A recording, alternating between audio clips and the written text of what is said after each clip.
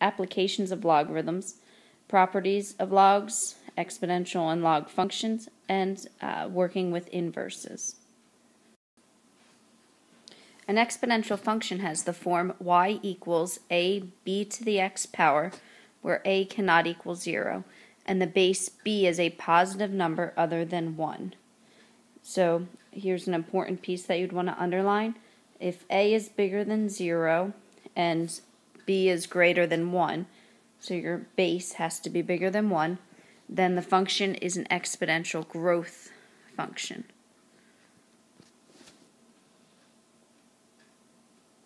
And b is called the growth factor. And if a is greater than 0, again, and here's this point for this one, the base is between anywhere from 0 to 1, then it's an exponential decay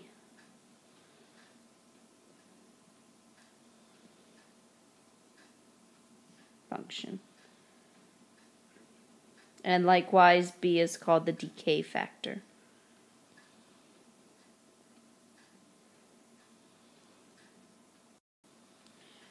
In this first key concept box, we're looking at the parent graph for the exponential growth. So on the top here is the exponential growth. This is what it looks like. They do have asymptotes, so that's something that you want to keep track of, which we'll work with when we do some extra practice on the next page. So this is exponential growth, and the next one down would be your exponential decay. So this is your exponential decay. So this is a decreasing function. For these examples, we're going to work without graphing to determine whether or not they're exponential growth or exponential decay. The key here is to look at the base number, the b value. That's the value that's raised that has the exponent. So for example, in number 1, the base here is 2. So if 2 is bigger than 1, then it's a growth function, and if it's anywhere between 0 and 1, it's a decay function. So 2 is greater than 1, so this would represent a growth function. So for number 2, our base value here is 1/2. So 1/2 is anywhere between 0 and 1, so this would represent a decay function. And likewise, number 3 is kind of a little tricky because I threw in a value in front of the b values, but our base here again is still 4. It's the one that has the x as an exponent. So that's the number that you're going to look at to see if it's growth or decay. So for this one, since 4 is bigger than 1, this would represent a growth function. Go ahead and try 4, 5, and 6 and come back and see if you have the right answers. So for number 4, it represents a growth, number 5, decay, and number 6, also a decay. To graph them, we're going to work without a graphing calculator to work through some of the important parts and to be able to manipulate some equations. So the y-intercept, remember to find any y-intercept, we want to make x equal to 0. So it's going to be 0, comma, some number. So the way that we do that is we're going to substitute a 0 in for the x value. So it'll be 1/3 times 3 to the 0 power. Well, 3 to the 0 power is just 1. Anything to the 0 power is 1. So 1/3 times 1 is 1/3. So our y-intercept in this case is 0, 1/3. So down in my table, since I just found out what the y-intercept was, I now know that 1/3 will go with an x value of 0. The horizontal asymptote, well, that's our k value. That's the number that has maybe a plus or a minus afterwards. And since there is none in this case, our horizontal asymptote will be y equals 0. It is written as an equation of a line since it's horizontal, it's y equals. So over here I'm going to go ahead and make a dotted line on my x-axis. That's your horizontal asymptote, y equals 0. The domain and range I work with afterwards, so I'm going to go ahead and pause on that part, so I'll come back to that. So down here, if you take a look at an x value of -1, I'm going to take -1 and substitute it up into the x value. So I'm going to do this work down below. So we have y equals 1/3 times 3 to the -1st. Well, with negative exponents, that deals with reciprocals. So I'm going to take the reciprocal of 3, and the reciprocal of 3 is 1/3. And now I have an expression that doesn't have negative exponents. I can multiply straight across. So 1/3 times 1/3 is 1/9. So when x is -1, my y value is 1/9. I'm going to do the same thing with the number 1. So I'm going to take the number 1 and substitute it in for x. So that would be y equals 1/3 times 3 to the 1st. 1/3 times 3 to the 1st is 1/3 times 3, which is just 1. And then next is the x value of 2. So it's going to be 1/3 times 3 to the 2nd, which is 1/3 times 9, which is 3. And then the last one, you're going to substitute a 3 in. So you have 1/3 times 3 cubed. 3 cubed is 27. So 27 times 1/3 is 9. Now it appears that in my little graph that I have off to the right, I won't be able to plot that point, but at least you have some sort of idea that you shouldn't cross over the x value of 3 within this graph. So I'm going to go ahead and just estimate.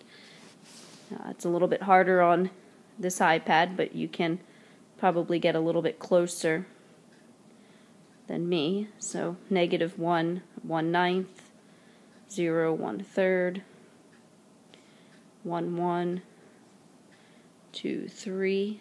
So I'm plotting these points on the graph, and I already mentioned that we won't be able to touch that.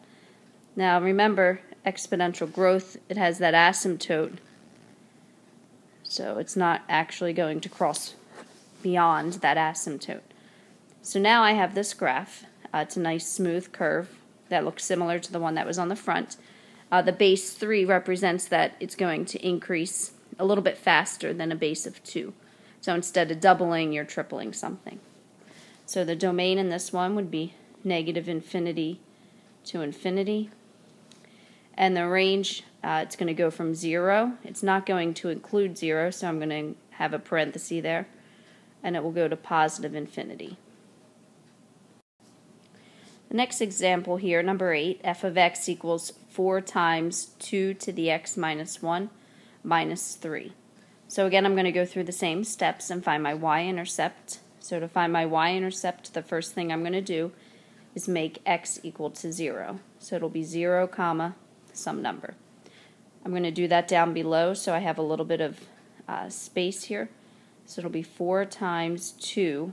And when I substitute a 0 in for x, my exponent will be -1. Let me go through that. Again, it's going to be 0 minus 1. 0 minus 1 is -1.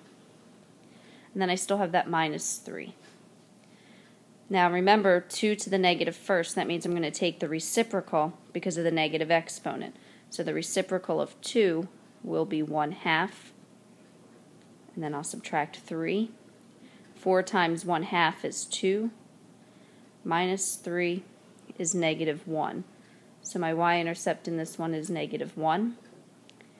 And I also now can include that in my table of values. This one does have a horizontal asymptote other than 0. So if you look up here in the equation, this minus 3, that's our k value. So that's going to be our horizontal asymptote. So y equals -3. So I'm going to plot those two things. So I'm going to go over to where my -3 is on my y-axis, draw a horizontal line, and label it appropriately. And then my y-intercept is 0, -1. So then I'm going to go ahead and work through the different values. So I'm going to substitute a -1 in there, so it'll be 4 times 2. And when you take a -1 in, plug it in for x, it'll be -1 minus 1 as an exponent. And that'll be -2. We're still going to subtract 3. So now this one we have to do a little bit different. We have to reciprocate it. That makes it a positive exponent, but we also have to square it in this case. So we're going to take the reciprocal of 2 and square it. So when we do that, we get 1/4. 4 times 1/4 is 1 minus 3, so that's -2. So let me separate these. So the next one I'm going to plug in is 1. So we'll have 4 times 2. And then my exponent would be 1 minus 1, which is 0, minus 3. Remember, from above 2 to the 0, anything to the 0 power is just 1, minus 3. So we have 4 minus 3, which is 1. So the next one is 2. So 4 times 2, I'm going to again go back up here and substitute a 2 in for x. So it'll be 2 minus 1. Well, 2 minus 1 is 1. Subtract the 3. So we have 4 times 2 is 8, minus 3 is 5. And then one last one, we're going to substitute a 3 in. So 4 times 2, and then 3 minus 1 is 2. So 4 times 4 is 16, minus 3, so 13 is my y value and x is 3. Again, that one I won't be able to plot, but it gives you a little bit of an idea of where it should be. So -1, -2, so I'm plotting the points from my table. 1, 1, 2, 5, it's kind of pushing it, but it's up there somewhere. Again, you're going to approach that asymptote, but not actually cross over it. So you get really close, but not quite to it. So our domain in this one, again, is -infinity to infinity. And the range is parenthesis, because it can include -3, to positive infinity. Now for this example, number 9, y equals -2, and then the quantity 3/4 to the x. Again, the same idea. I'm going to find my y-intercept the same exact way I was taking the other ones. Again, I'm going to do this one at the top. That seems to have a little bit more room there. So to find my y-intercept, I'm going to plug 0 in. So when I do that, it will be 3/4 to the 0. So we have the -2, and then 3/4 to the 0 power. Well, 3/4 to the 0 power is just 1. So we get -2 for our y-intercept. I'm going to fill that in my table as well. Again, my horizontal asymptote, there is no k value out there, so it'll be y equals 0.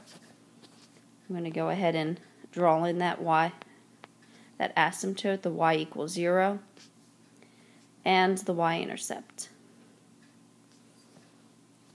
I'm going to go ahead and plug in these other numbers. So let's see what we have here. I'm going to substitute -1 in, so it'll be -2 times 3/4 to the -1st. Well, remember, when we have negative exponents, that's talking about taking the reciprocals. So the reciprocal of 3/4 would be 4/3. And that's still just to the first power. Now remember, we multiply straight across, so it'll be -2 times 4, which is -8. And then 1 times 3 is 3. Now for graphing purposes, I'm going to go ahead and switch this so that it's in a mixed number, not an improper fraction. So -8/3 would be -2 and 2/3 as a mixed number. So the next one is I'm going to plug in 1, so it'll be -2 3/4 to the first power.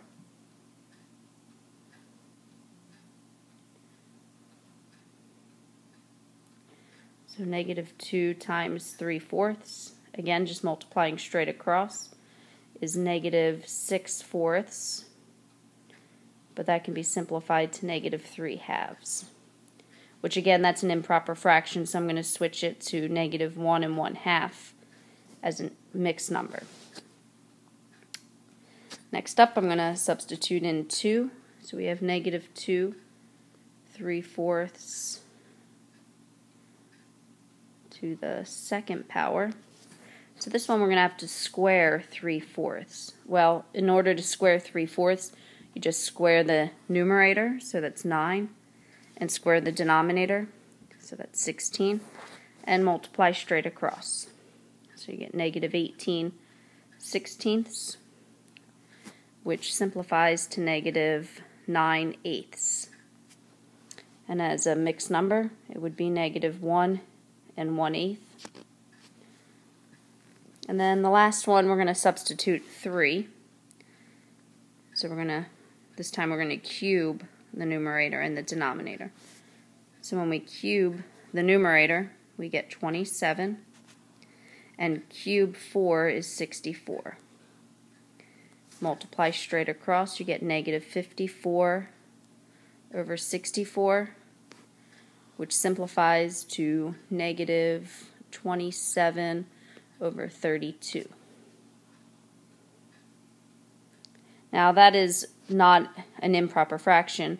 It's actually a number less than 1, so this one I'm going to leave -27/32. So that one will be a little bit harder for me to estimate since it's such a tiny number. So I'm going to go ahead and plot that. So -2, so over -1, down -2 2/3. Try to do my best at estimating that.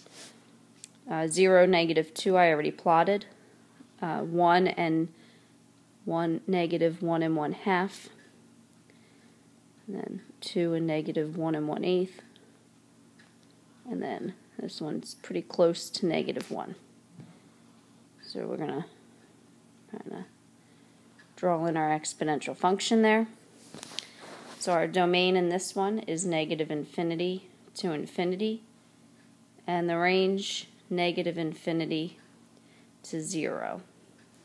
Now this one, I want to make a note, it is 3/4 as the base, so this one's exponential decay because the base is less than 1. You may be wondering, well, why does it look like a growth?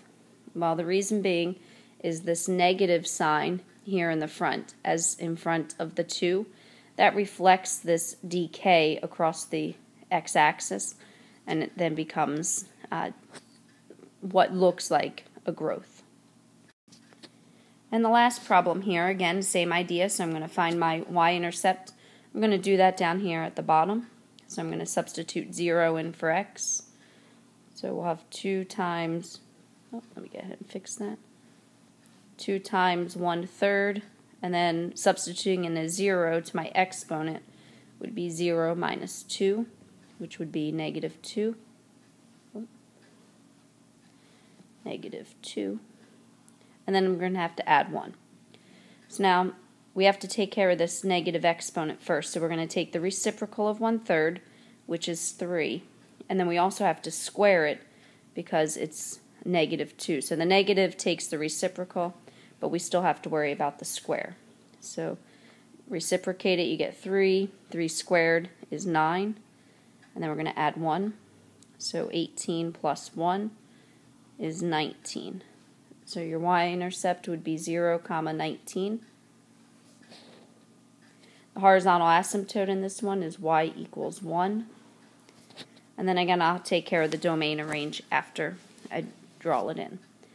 So let's plug in a -1. So -1 minus 2 in that exponent will be -3 plus 1. Now for this one, we're going to take 1/3, since it's a negative exponent, and take the reciprocal and then cube it. So the reciprocal of 1/3 is 3, and then cubed is 27. Then we're going to add 1. 2 times 27 is 54, plus 1 is 55.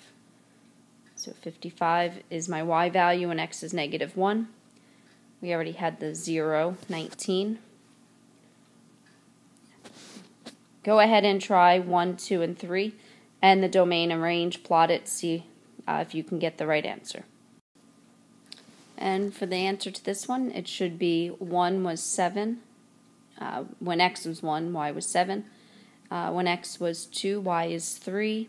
And when it was 3, the y value is 1 1/3. I had a little bit trouble graphing in here, so hopefully yours is a little bit smoother than mine. But over here on the left, I have